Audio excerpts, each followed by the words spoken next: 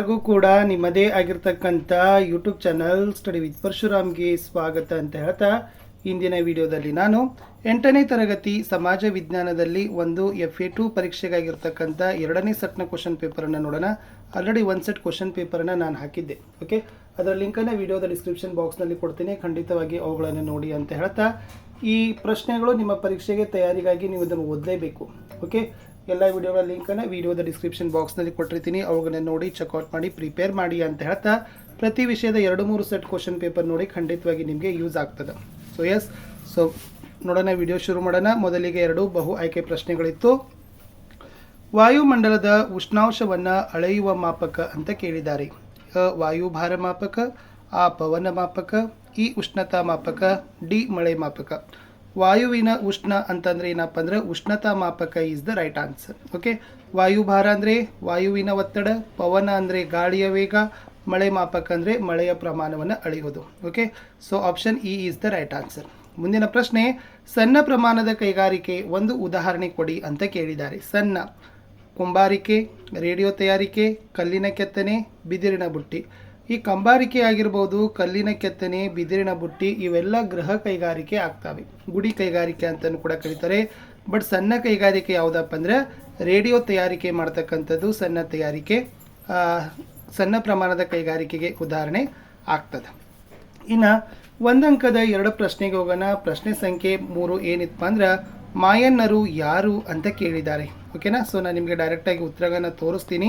ಮಾಯನ್ನರು ಯಾರು ಅಂತ ಕೇಳಿದರೆ ನೀವು ಏನು ಪ್ರಶ್ನೆಗೆ ಉತ್ತರ ಬರೀಬೇಕಪ್ಪ ಅಂದ್ರೆ ಮೆಕ್ಸಿಕೋದ ಯುಕೇಟಿನ್ ಪ್ರದೇಶದಲ್ಲಿನ ಅಮೇರಿಕಾದ ಇಂಡಿಯನ್ ಮೂಲ ನಿವಾಸಿಗಳು ಯಾರಾಗಿರ್ತಾರೆ? ಮಾಯನ್ನರು ಆಗಿರ್ತಾರೆ. ಸೊ ಇದು ಕೂಡ ನಿಮಗೆ ಉತ್ತರ ಗೊತ್ತಿರಲಿ. ಓಕೆ, ಪ್ರಶ್ನೆ 4ರದ ಪ್ರಶ್ನೆ ಏನದ ಅಂತಂದ್ರೆ ಪ್ರಶ್ನೆ ಕೇಳಿದ್ರು ಅವ್ರು ನಿಮಗೆ ಮೊದಲ ತೀರ್ಥಂಕರ ಕೇಳಿದ್ದಾರೆ. ಜೈನರ ಮೊದಲ ತೀರ್ಥಂಕರ. ಜೈನರ ಮೊದಲ ತೀರ್ಥಂಕರ ಪ್ರಶ್ನೆ ಕೇಳಿದರೆ ಏನು ಬರೀಬೇಕು? ಯಾರು? ಋಷಭ. 23ನೇ ತೀರ್ಥಂಕರ ಪಾರ್ಶ್ವನಾಥ. ಹೌದಾ? ಇನ್ನು ಮುಂದಿನ ಪ್ರಶ್ನೆಗೆ ನೋಡೋಣ. ಹವಾಂಗ್ ಹೋ ನದಿಯನ್ನು ಚೀನಾದ ದುಗುಡ ಅಂತ ಏಕೆ ಕರೀತಾರೆ ಅಂತ ಪ್ರಶ್ನೆ ಇದೆ. ಏನು ಕೇಳಿದ್ದಾರೆ? ಹವಾಂಗೋ ನದಿಯನ್ನು ಚೀನಾದ ದುಗುಡ ಅಂತಾನೆ ಏಕೆ ಕರೀತಾರೆ? ಸಿಂಪಲ್ ಆಗಿ ಬರಿಬೇಕು. ಏನಪ್ಪ ಅಂದ್ರೆ ಈ ಹವಾಂಗೋ ನದಿ ಪ್ರವಾಹದ ಸಂದರ್ಭದಲ್ಲಿ ಅಪಾರ ಹಾನಿಯನ್ನು ಉಂಟು ಮಾಡ್ತದ. ಅದಕ್ಕಾಗಿ ಈ ಹವಾಂಗೋ ನದಿಯನ್ನು ಏನಂತ ಕರಿತೀವಿ? ಚೀನಾದ ದುಗುಡ ಅಂತ ಕರೀತಾರೆ. ಓಕೆ, ಇನ್ನು 6ನೇ ಪ್ರಶ್ನೆ ಏನಿತ್ತಂದ್ರೆ ವೇದಗಳ 4 ಸ್ಕಂದಗಳು ಅಂತ ಕೇಳಿದ್ದಾರೆ. ವೇದಗಳ 4 ಸ್ಕಂದಗಳು. ಸೊ ವೇದಗಳ 4 ಸ್ಕಂದಗಳು ಅಂತ ಬಂದಾಗ ಫಸ್ಟ್ ಏನು ಬರ್ತದೆ?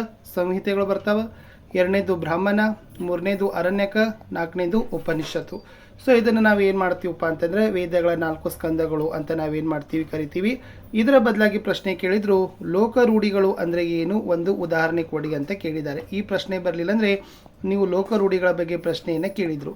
ಲೋಕರೂಢಿ ಯಾವುದಕ್ಕೆ ಅಂತಾರಪ್ಪ ಅಂದ್ರೆ ದಿನನಿತ್ಯದ ಜೀವನದಲ್ಲಿ ಮತ್ತೆ ಮತ್ತೆ ತೊಡಗಿಕೊಳ್ಳುವ ಚಟುವಟಿಕೆ. ಊಟ ಮಾಡೋದು, ನಿದ್ರಿಸೋದು, ಪೂಜೆ ಮಾಡೋದು, ಇವೆಲ್ಲ ಏನಪ್ಪ ಅಂದರೆ ನಾವು ಲೋಕರೂಢಿಗಳು ಅಂತ ಕರಿತೀವಿ. ಇವು 2 ಏನಪ್ಪ ಅಂದರೆ 2 ಅಂಕದ ಪ್ರಶ್ನೆಗಳಿತ್ತು. ಇನ್ನು 3 ಅಂಕದ ಪ್ರಶ್ನೆಗೆ ಬರ್ತೀನಿ. ಸೊ 7ನೇ ಪ್ರಶ್ನೆ ಏನದಂದ್ರೆ ಸಂಸ್ಕೃತಿಯ ಲಕ್ಷಣಗಳನ್ನು ಬರೀರಿ ಅಂತ ಕೇಳಿದ್ದಾರೆ. ಏನು ಕೇಳಿದ್ದಾರೆ ಪ್ರಶ್ನೆ? ಸಂಸ್ಕೃತಿಯ ಲಕ್ಷಣಗಳು ಅಂತಕ್ಕಂಥದ್ದು ಪ್ರಶ್ನೆ ಇದ್ದಾವೆ. ಸೊ ಚೆನ್ನಾಗಿ ನೀವು ಏನು ಮಾಡಬೇಕು? 6 ಪಾಯಿಂಟ್ ಬರೀಬೇಕು 3 ಅಂಕಕ್ಕೆ. 2 ಅಂಕ ಕೇಳಿದ್ರೆ 4 ಪಾಯಿಂಟ್ ಬರೀಬೇಕು, 3 ಅಂಕಕ್ಕೆ 6 ಪಾಯಿಂಟು. ಏನಿದೆ? ಒಂದು ಸಮಾಜದಿಂದ ಮತ್ತೊಂದು ಸಮಾಜಕ್ಕೆ ಸಂಸ್ಕೃತಿ ಭಿನ್ನವಾಗಿರ್ತದೆ. ಸಂಸ್ಕೃತಿ ಒಂದು ಪೀಳಿಗೆಯಿಂದ ಮತ್ತೊಂದು ಪೀಳಿಗೆಗೆ ವರ್ಗಾವಣೆ ಆಗ್ತದೆ. ಸಂಸ್ಕೃತಿ ನಿರಂತರವಾಗಿ ಬದಲಾಗ್ತದೆ.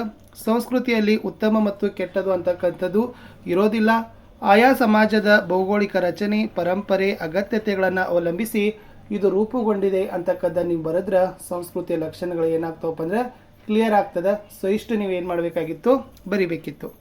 ಮುಂದಿನ ಪ್ರಶ್ನೆ, ಭೂಕಂಪ ಅತ್ಯಂತ ವಿನಾಶಕಾರಿಯಾದದ್ದು ಹೇಗೆ ಅಂತ ಕೇಳಿದ್ದಾರೆ. ಈ ಪ್ರಶ್ನೆ ಭೂಕಂಪ ಅತ್ಯಂತ ವಿನಾಶಕಾರಿ ಅಂತ ಕೇಳ್ತಾರೆ, ಅಥವಾ ಇದನ್ನು ಹೀಗೂ ಕೇಳ್ಬೋದು ಭೂಕಂಪದ ಪರಿಣಾಮಗಳು ಅಂತಲೂ ಕೂಡ ಏನು ಮಾಡ್ತಾರಪ್ಪ ಅಂತಂದರೆ ಕೇಳ್ತಾರೆ.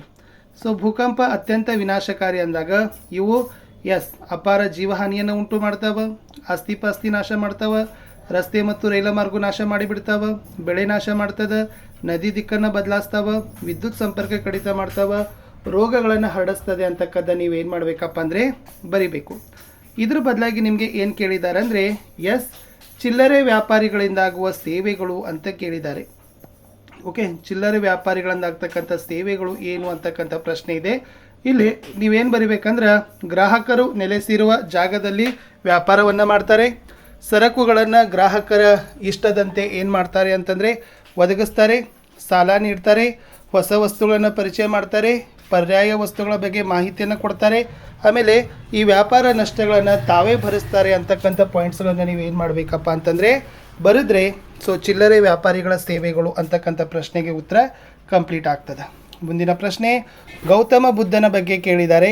ಬುದ್ಧನ ಜೀವನ ಮತ್ತು ಬೋಧನೆಗಳು ಅಂತಕ್ಕಂಥದ್ದು ವೆರಿ ಮೋಸ್ಟ್ ಇಂಪಾರ್ಟೆಂಟ್ ಪ್ರಶ್ನೆ. ಓಕೆ, ಬುದ್ಧನ ಜೀವನ ಅಂತ ಬಂದಾಗ ಏನು ಪಾಯಿಂಟ್ಸ್ ಬರಬೇಕು? ಈತ 6ನೇ ಶತಮಾನದಲ್ಲಿ ಜನಿಸಿದ. ಮೊದಲ ಹೆಸರು ಸಿದ್ಧಾರ್ಥ, ತಂದೆ ಸಿದ್ಧೋಧನ, ಶಾಕ್ಯ. ಓಕೆ, ಇವರು ಘನಸಂಘದ ರಾಜನಾಗಿದ್ದ. ಸಿದ್ಧಾರ್ಥ ಸುಖಭೋಗಗಳನ್ನು ತ್ಯಜಿಸಿ ಸನ್ಯಾಸಿಯಾದ.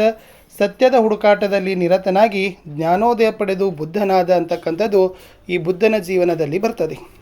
ಇನ್ನು ಬುದ್ಧನ ಬೋಧನೆಗಳು ಅಂತ ಬಂದಾಗ ಏನು ಬರಿಬೇಕು? ಲೋಕವೆಲ್ಲ ದುಃಖದಿಂದ ಕೂಡಿದೆ ಅಂತ ಹೇಳಿದ. ಆಸೆ ದುಃಖಕ್ಕೆ ಮೂಲ ಕಾರಣ ಅಂತ ಹೇಳಿದರು.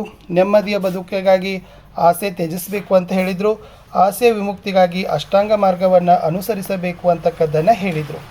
ಇದರ ಬದಲಾಗಿ ನಿಮಗೆ ಏನು ಕೇಳಿದ್ದಾರೆ ಅಂತಂದರೆ ಪೌರನ ಕರ್ತವ್ಯಗಳು ಅಂತಕ್ಕಂಥ ಒಂದು ಪ್ರಶ್ನೆ ಕೇಳಿದ್ದಾರೆ. ಇದು ಬರಲಿಲ್ಲ ಅಂದರೆ ನೀವೇನು ಬರೀಬೇಕಾಗಿತ್ತು? ಪೌರನ ಕರ್ತವ್ಯಗಳು ಅಂತ ಕೇಳಿದ್ದಾರೆ. ಪೌರ ಅನ್ನೋನು ಕಾನೂನಿಗೆ ವಿಧೇಯನಾಗಿರಬೇಕು, ರಾಷ್ಟ್ರದ ಗೌರವ ಮತ್ತು ಘನತೆ ರಕ್ಷಿಸಬೇಕು, ಸಂವಿಧಾನ ಗೌರವಿಸಬೇಕು, ರಾಷ್ಟ್ರ ವಿರೋಧಿ ಚಟುವಟಿಕೆಯಲ್ಲಿ ತೊಡಗಬಾರ್ದು, ರಾಜಕೀಯ ಚಟುವಟಿಕೆಯಲ್ಲಿ ಸಕ್ರಿಯ ಭಾಗವಹಿಸಬೇಕು, ರಾಷ್ಟ್ರದ ಪ್ರಗತಿಗೆ ಶ್ರಮಿಸಬೇಕು, ದೇಶಕ್ಕಾಗಿ ತ್ಯಾಗ ಮಾಡಲು ಸಿದ್ಧ ಇರಬೇಕು, ರಾಷ್ಟ್ರದ ರಕ್ಷಣೆ ಮತ್ತು ತೆರಿಗೆ ಪಾವತಿ ಮಾಡಬೇಕು, ಭ್ರಷ್ಟಾಚಾರ, ಬಾಲ್ಯ ವಿವಾಹ ಮೊದಲಾದ ಪದ್ಧತಿಗಳನ್ನು ವಿರೋಧಿಸಬೇಕು ಅನ್ನೋದನ್ನು ಪಾಯಿಂಟ್ಸ್ಗಳನ್ನು ನೀವು ಬರಿಬೇಕು. ಇದು ಸ್ವಲ್ಪ ಚಿತ್ರ ಪ್ರಾಕ್ಟೀಸ್ ಮಾಡಿರಿ. ಅಕ್ಷಾಂಶಗಳ ಆಧಾರದ ಮೇಲೆ ಉಷ್ಣಾಂಶದ ವಲಯಗಳು ಅಂತ ಒಂದು ಚಿತ್ರ ಇದೆ. ಇದು ಕೂಡ ನಿಮಗೆ 4 ಮಾರ್ಕ್ಸಿಗಿರ್ತಕ್ಕಂಥ ಒಂದು ಮಾಡೆಲ್ ಕ್ವಶನ್ ಪೇಪರ್ ಇರತಕ್ಕಂಥ ಚಿತ್ರ ಇತ್ತು. ಗೋಲ ತೆಗಿತೀರಿ, ಅದರಲ್ಲಿ ಬರ್ತಕ್ಕಂಥದ್ದು ನಡುವೆ 0 ಡಿಗ್ರಿ ರೇಖಾಂಶ ಗುರುತಿಸ್ತೀರಿ. ಅದರ ಮೇಲೆ 1ನೇದು ಬರೋದು ಉಷ್ಣವಲಯ, 2ನೇದು ಬರೋದು ಸಮಶೀತೋಷ್ಣ ವಲಯ, 3ನೇದು ಬರೋದು ಉಷ್ಣವಲಯ. ಸೇಮ್ ಹಾಗೆ ಬರ್ಕೋತ ಹೋಗ್ರಿ. ಇದು ಉಷ್ಣವಲಯ, ಇದು ಸಮಶೀತೋಷ್ಣ ವಲಯ, ಇದು ಶೀತ ವಲಯ. ಇಲ್ಲಿ ಏನು ಬರಬೇಕಪ್ಪ ಅಂದರೆ 0 degree, 23.5 degree north, 66.5 degree north, last 90 degree north. ಏನು ಅಂತಂದರೆ ಗೊತ್ತಿದೆಯಲ್ಲ ಉತ್ತರ. ಅದೇ ಥರನಾಗಿ 23.5 degree south, 66.5 degree south, 90 degree south ಅಂತಕ್ಕಂಥ ಬರೆದ್ರೆ ಸಾಕು. ಇಷ್ಟು 8ನೇ ತರಗತಿಯ ಸಮಾಜ ವಿಜ್ಞಾನದಲ್ಲಿ ಒಂದು ಮೋಸ್ಟ್ ಇಂಪಾರ್ಟೆಂಟ್ ಆಗಿರ್ತಕ್ಕಂಥ ಪ್ರಶ್ನೆ ಪತ್ರಿಕೆಯನ್ನು ಕೊಟ್ಟಿದ್ದೀನಿ. ವಿಡಿಯೋನ ಲೈಕ್, ಶೇರ್ ಮತ್ತು ಸಬ್ಸ್ಕ್ರೈಬ್ ಮಾಡೋದನ್ನು ಮಾತ್ರ ಮರೆಯದಿರಿ. ಹೆಚ್ಚಿನ ವಿಡಿಯೋಗಳು ನಮ್ಮ ಯೂಟ್ಯೂಬ್ ಚಾನಲ್ದಲ್ಲಿ ಇದ್ದಾವೆ. ಪ್ರತಿ ವಿಷಯದಲ್ಲಿ 2-3 ಸೆಟ್ ಕ್ವಶನ್ ಪೇಪರ್ಗಳು ನಿಮಗೆ ಸಿಗ್ತಾ ಇದ್ದಾವೆ. ಅವುಗಳನ್ನು ನೋಡಿದರೆ ಸಾಕು, ಖಂಡಿತವಾಗಿ ನೀವು ಹೆಚ್ಚು ಅಂಕಗಳನ್ನು ಗಳಿಸ್ತೀರಿ ಅಂತಕ್ಕಂಥ ಮಾತನ್ನು ಹೇಳ್ತಾ ಸಿಗುವ ಹೊಸ ವಿಡಿಯೋದಲ್ಲಿ ಬಾಯ್.